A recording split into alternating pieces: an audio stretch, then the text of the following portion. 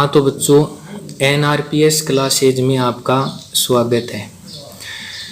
आज अपन पिछले वीडियो में अपन ने पढ़ा था, जो पहला पार्ट है उसका नाम है स्वर्णिम भारत। इसमें अपन प्रारंभ से लेकर और 1206 ईस्वी तक का जो भारत का इतिहास है, राजनीतिक इतिहास है, उसका अपन इस पाठ में अध्ययन करेंगे। तो पिछले वीडियो में तो अपन ने इतिहास क्या है, इतिहास का विभाजन, ईसा पूर्व, ईसवी सन, इनका अध्ययन किया था। अब जो आपका पाठ है वो यहाँ से शुरू होता है। जो स्वर्णिम भारत जो आपका पहला पाठ है, इतिहास के भाग है, प्रथम भाग इतिहास का है, उसका जो पहला पाठ है वो यहाँ से शुरू होता है। तो इस पाठ में देखो, सबसे पहले हमें ये पता होना चाहिए कि जैसे पाठ का नाम है स्वर्णिम भारत, कि ये स्वर्णिम भारत है, ये किसे कहते हैं, यानी इतिहासकारों ने कौन से भारत को और स्वर्णिम भारत की संज्ञा दी और क्यों दी है। यानी भारत है, इसके पहले देखो एक शब्द जुड़ गया ना, स्वर्णिम। तो इस स्वर्णिम का अर्थ क्या है, यानी भारत को स्वर्णिम भारत क्यों कहा गया है। तो इतिहासकार बताते हैं कि इसमें देखो 9th क्लास में आपने जो सभ्यता वाला पाठ पढ़ा था, तो उसमें एक तो सिंधु सरस्वती सभ्यता का जो समय है, वैदिक सभ्यता का जो समय है, रामायण और महाभारत का जो समय है, उस समय को भारत के लिए इतिहासकारों ने क्या कहा है, स्वर्णिम समय कहा है। स्वर्णिम का मतलब अपन साधारण से अर्थों में ले सकते हैं कि हर क्षेत्र में भारत है वो उन्नति कर रहा था, हर क्षेत्र के अंतर्गत। तो यानी सिंधु सरस्वती सभ्यता, अगर इसकी अपन परिभाषा लिखनी चाहिए कि स्वर्णिम भारत क्या है, तो इसका उत्तर होगा सिंधु सरस्वती सभ्यता, वैदिक सभ्यता, रामायण और महाभारत कालीन सभ्यता और संस्कृति के काल को क्या कहा जाता है, स्वर्णिम भारत, स्वर्णिम भारत। तो ये तो हो गई इसकी परिभाषा, स्वर्णिम भारत कहा जाता है। अब देखो आगे आपके दिमाग में ये क्वेश्चन आता होगा कि भारत को इतिहासकारों ने स्वर्णिम भारत क्यों कहा है। यानी टाइम तो इसमें लिखा हुआ है कि जिस समय भारत को भारत कहा जाने लगा था, उस समय से लेकर और 1206 ईस्वी तक का भारत है, उसको क्या कहा गया है, स्वर्णिम भारत कहा गया है। लेकिन क्यों कहा गया है, तो इसका उत्तर ये होगा कि उस समय का जो भारत था, ये अपने आस पड़ोस के क्षेत्रों की तुलना में हर क्षेत्र में काफ़ी समृद्ध देश हुआ करता था। यानी व्यापार है, वाणिज्य है, चाहे कोई भी क्षेत्र हो, हर क्षेत्र में अपने आस पड़ोस के जितने भी देश थे, उन देशों की तुलना में और भारत है वो काफ़ी समृद्ध देश हुआ करता था। इसलिए इतिहासकारों ने ये जो टाइम है, यानी 1206 ईस्वी का जो पहले का भारत है, उस भारत को इतिहासकारों ने क्या कहा है, स्वर्णिम भारत कहा है। यानी इसी कारण उस समय भारत का इतिहास और संस्कृति गौरवशाली रही और भारत को विश्व गुरु और सोने की चिड़िया भी कहा जाता था। एक बात ये भी ध्यान में रखनी है, यानी इतिहासकारों ने भारत के लिए अलग अलग संज्ञाएं हैं उनका प्रयोग किया है। यानी जो स्वर्णिम काल रहा है भारत का, उस समय भारत को क्या कहा जाता था, विश्व गुरु और सोने की चिड़िया। तो एक तो ये क्वेश्चन हो गया आपका कि स्वर्णिम भारत किसे कहते हैं, दूसरा ये हो गया कि भारत है, इसको स्वर्णिम भारत क्यों कहा जाता है, और दो ये हो गए, इसमें दिखा हुआ ना कि भारत को विश्व गुरु और सोने की चिड़िया कहा जाता था। यानी विश्व गुरु क्यों कहा जाता था और सोने की चिड़िया क्यों कहा जाता था। तो सबसे पहले अपन पढ़ते हैं कि 1206 ईस्वी से पहले का जो भारत है, उसको इतिहासकारों ने सोने की चिड़िया क्यों कहा है। अब देखो इसका उत्तर ये होगा कि प्राचीन काल, इतिहास के अंतर्गत प्राचीन काल है वो माना जाता है ईसा पूर्व से और 1206 ईस्वी तक का जो काल है उसको बोलते हैं प्राचीन काल। तो ये भी आपको ध्यान में होना चाहिए। अब देखो इसकी परिभाषा अपन लिखें कि सोने की चिड़िया भारत है उसको क्यों कहा जाता था, कि प्राचीन काल में भारत को सोने की चिड़िया इसलिए कहा जाता था क्योंकि उस समय भारत में अकूत धन संपदा, यानी बहुत सारा धन संपदा है ये मौजूद थी। यानी इसका मतलब ये हुआ, अर्थात भारत की आर्थिक स्थिति उस समय के देशों की तुलना में, उस समय जो देश हुआ करते थे, उस टाइम जो देश हुआ करते थे उनकी तुलना में काफ़ी अच्छी थी। तो ये आपको मेन बात है वो ये ध्यान में रखनी है।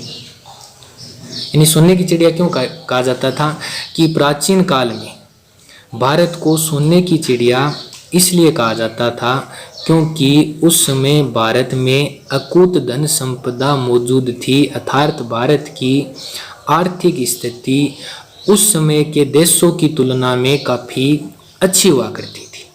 इसीलिए उस समय के भारत को क्या कहा जाता है, सोने की चिड़िया। यानी यहाँ पर क्वेश्चन बनता है कि भारत को प्राचीन काल में भारत को सोने की चिड़िया क्यों कहा जाता है, तो उसका उत्तर आपको ये लिखना है। ठीक है, जैसे इसमें उदाहरण भी दिया गया है, यानी उस टाइम के देश अपने, देखो इसमें नाम आया है ना कि प्राचीन काल में भारत को सोने की चिड़िया इसलिए कहा जाता था क्योंकि उस समय भारत में अकूत धन संपदा मौजूद थी, अर्थात भारत की आर्थिक स्थिति उस समय के देशों की तुलना में, ये नाम आया, उस समय के देशों की तुलना में काफ़ी अच्छी हुआ करती थी। तो उस समय के कुछ देश दिए गए, जैसे आपको उदाहरण के तौर पर मैं समझाने की कोशिश कर रहा हूँ। जैसे अमेरिका है उस टाइम का, किस टाइम का, 1206 ईस्वी से और पहले का जो अमेरिका था। जापान है, चीन है, ब्रिटेन है, इस प्रकार के जो देश थे इनसे भारत की आर्थिक स्थिति अच्छी हुआ करती थी। जैसे एक आंकड़ा दिया गया, इसमें आपको बताता हूँ कि भारत की उस समय जीडीपी है वो हुआ करती थी 1305 अमेरिकी डॉलर। वर्तमान में क्या है, कम है। यानी भारत की जीडीपी है वो क्या हुआ करती थी, 1305 अमेरिकी डॉलर। यानी जीडीपी का पूरा नाम होता है ग्रोथ डोमेस्टिक और प्रोडक्ट, सकल घरेलू उत्पाद, ग्रोथ डोमेस्टिक प्रोडक्ट। अब देखो पहला तो अपना ये क्वेश्चन हो ही गया कि सोने की चिड़िया भारत को क्यों कहा जाता था। अब ये बचा कि भारत प्राचीन काल में यानी 1206 ईस्वी तक का जो भारत है उसको विश्व गुरु भी कहा जाता था। इतिहासकारों ने विश्व गुरु की भी इसको संज्ञा दी है, यानी पूरे विश्व का गुरु। अब विश्व गुरु क्यों कहा है, तो इसका उत्तर आपको ये लिखना है कि प्राचीन काल में भारत को विश्व गुरु इसलिए कहा जाता था क्योंकि भारत की प्राचीन अर्थव्यवस्था, पुरानी अर्थव्यवस्था, राजनीति व यहाँ के लोगों का ज्ञान इतना समृद्ध था कि पूर्व से लेकर और पश्चिम तक की, यानी अपन अगर पूरे विश्व की बात करें तो अपन पूर्वी छोर से चले और कहाँ तक है, पश्चिमी तक, पश्चिमी छोर तक जो अंतिम बिंदु आता है पृथ्वी का, और उसके बीच में जितने भी देश आए उन सभी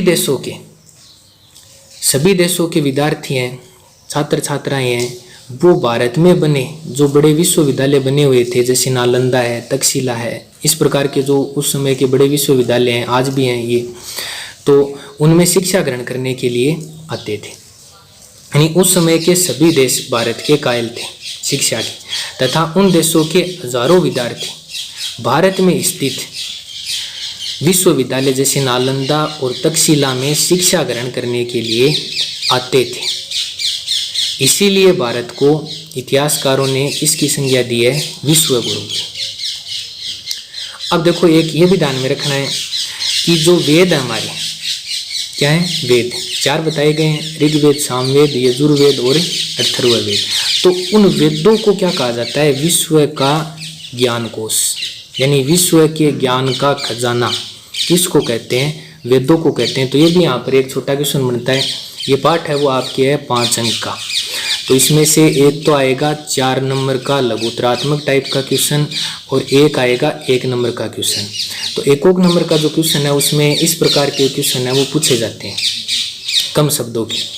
तो ये भी यहाँ पर एक छोटा क्वेश्चन बनता है कि विश्व के ज्ञान का खजाना है, विश्व ज्ञान कोश किसे कहा जाता है, तो उसका उत्तर क्या होगा, वेदों को कहा जाता है। अब देखो आगे अपन इस पाठ में अगले टॉपिक में चलते हैं। टॉपिक का नाम है भारत का आदर्श तत्व है। या अपन साधारण भाषा में अगर इसको समझना चाहें तो ये समझ सकते हैं कि 1206 ईस्वी तक का जो भारत था उस भारत की और विश्व के प्रति धारणा या सोच क्या थी? तो प्राचीन काल में भारत का आदर्श तत्व है, अर्थात अपन बोल सकते हैं संपूर्ण विश्व के प्रति भारत की सोच क्या थी। तो इसमें आपको ये दो बिंदु लिखने हैं। पहला तो इसमें लिखा हुआ है वसुधैव कुटुंबकम, और दूसरा एक संस्कृत का श्लोक दिया गया है। श्लोक देखो मैं आपको बताता हूँ, पढ़ के सुनाता हूँ। सर्वे भवन्तु सुखिनः सर्वे सन्तु निरामया। तो इसमें देखो पहला जो आदर्श तत्व है यह वसुधैव कुटुंबकम। इसका अर्थ क्या होता है? इसका अर्थ ये है कि भारत संपूर्ण विश्व को अपना परिवार मानता है, यानी पूरे विश्व के जो देश हैं पूरा विश्व उसको भारत क्या मानता है? अपना परिवार मानता है। ठीक है। दूसरा जो संस्कृत का श्लोक है वो दिया गया है सर्वे भवन्तु सुखिनः सर्वे सन्तु निरामया।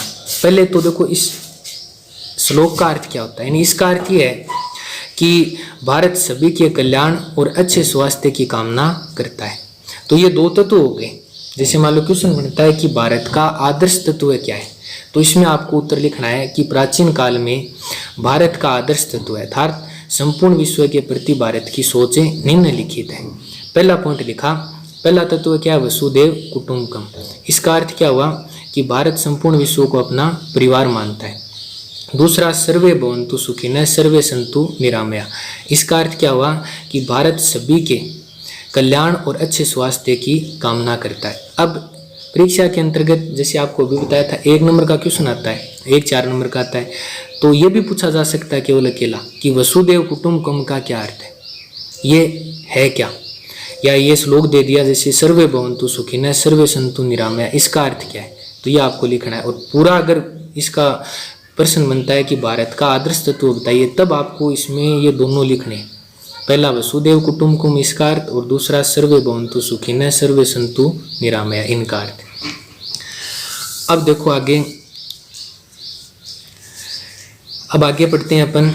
स्वर्णिम भारत के बारे में पढ़ रहे थे कि भारत के पुरातत्व विभाग के द्वारा स्वर्णिम भारत के इतिहास को जानने के लिए, पुरातत्व विभाग क्या होता है कि मान लो अपन इतिहास के अंतर्गत इतिहास की जानकारी है वो हमें कहाँ से मिलती है? इतिहास के कुछ स्रोत होते हैं, जैसे पुरातात्विक स्रोत हैं, कुछ ऐतिहासिक स्रोत हैं। पुरातात्विक स्रोत कौन कौन से होते हैं?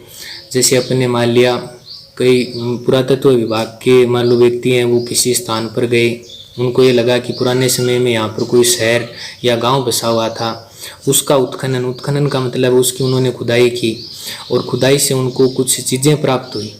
जैसे मान लो कोई मूर्ति प्राप्त हुई, कोई बर्तन प्राप्त हुआ, कोई मुद्रा प्राप्त हुई, तो उनको वो देखकर ये बता सकते हैं कि ये मुद्रा, ये मूर्तियाँ, ये बर्तन हैं, ये किस समय के हैं। तो इसमें देखो कि भारत, और दूसरा जो आपको भी बताया इतिहास को जानने के स्रोत हैं ऐतिहासिक स्रोत। तो इसमें अपन सहारा लेते हैं जैसे पुराने समय के जो ग्रंथ हैं, साहित्यिक जो रचनाएं हैं, ये आती हैं ऐतिहासिक ग्रंथों के अंतर्गत। यानी उस टाइम के जो इतिहासकार हैं, साहित्यिक हैं, उन्होंने जो किताबें लिखी थी और उनमें जो बातें लिखी गई थी, उनके आधार पर इतिहासकार क्या है, इतिहास में उन चीज़ों का संकलन करते हैं। तो इसमें देखो समझ में आ गया होगा कि भारत के पुरातत्व विभाग के द्वारा स्वर्णिम भारत के इतिहास को जानने के लिए जो उत्खनन कार्य किए गए और उन उत्खननों से प्राप्त जो अवशेष हैं, अब अवशेष कोई भी हो सकता है, जैसे मान लो कोई मिट्टी का बर्तन मिला, कोई मुद्रा मिली, कोई मूर्ति मिली, तो उन अवशेषों के आधार पर यह कहा जाता है कि उस समय भारत की संस्कृति का प्रसार और संपूर्ण विश्व में था।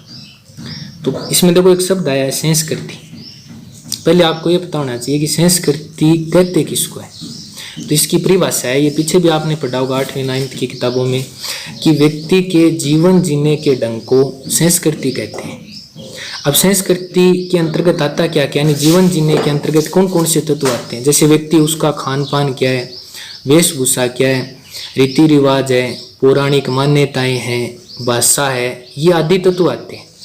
तो संस्कृति की परिभाषा क्या हुई कि व्यक्ति के जीवन जीने के ढंग को संस्कृति कहते हैं। इसमें व्यक्ति का खान पान, वेशभूषा, रीति रिवाज, पौराणिक मान्यताएं, भाषा, ये आदि तत्व है इसके अंतर्गत आते हैं। तो ये समझ में आ गया होगा कि भारत के पुरातत्व विभाग के द्वारा स्वर्णिम भारत के इतिहास को जानने के लिए जो उत्खनन कार्य किए गए उनसे प्राप्त अवशेषों के आधार पर यह कहा जाता है कि उस समय भारत की संस्कृति का प्रसार संपूर्ण विश्व में था। तो यहाँ पर यह क्वेश्चन बनता है कि 1206 ईस्वी तक का जो भारत है उस समय के भारत की संस्कृति का प्रसार संपूर्ण विश्व में था, क्यों बताइए। 4 नंबर का मान लो क्वेश्चन आ गया लघुतरात्मक टाइप का, तो इसका उत्तर है वो अपन पढ़ेंगे अगले वीडियो में। तो आज के लिए बस इतना ही, धन्यवाद।